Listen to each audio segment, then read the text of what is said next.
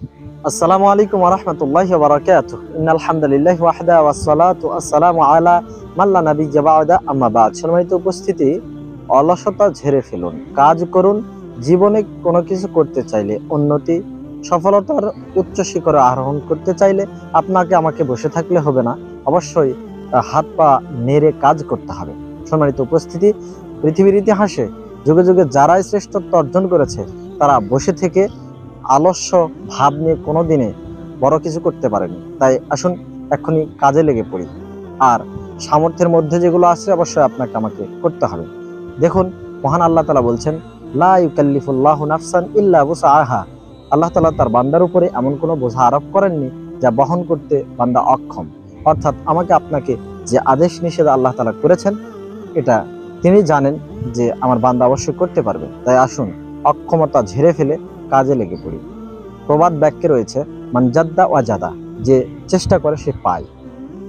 তাছাড়া আল্লাহ তাআলা বলছেন যে ওয়া আন লাইসা লিল ইনসানি ইল্লা মা সাআ, যে কোনো বিষয়ে চেষ্টা করে সেটা সে পেয়ে যায়। সুবহানাল্লাহ। তাই আসুন অলসতা ঝেড়ে ফেলি।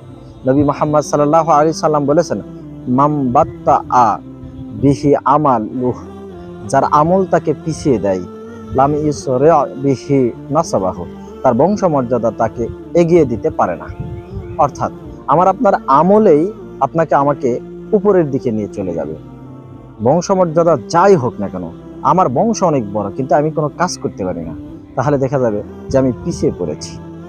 দেখুন, মহান আল্লাহ তাআলা এজন্যই বলেছেন, ওয়ালা তাজিরু ওয়াজিরাতুন উযরা উখরা, একের বোঝা অন্যজন বহন করবে না। সম্মানিত উপস্থিতি, আপনার আমার বোঝা, আমাদের বোঝা আমাদেরকেই কাঁধে উঠাতে হবে বহন করার উদ্দেশ্যে।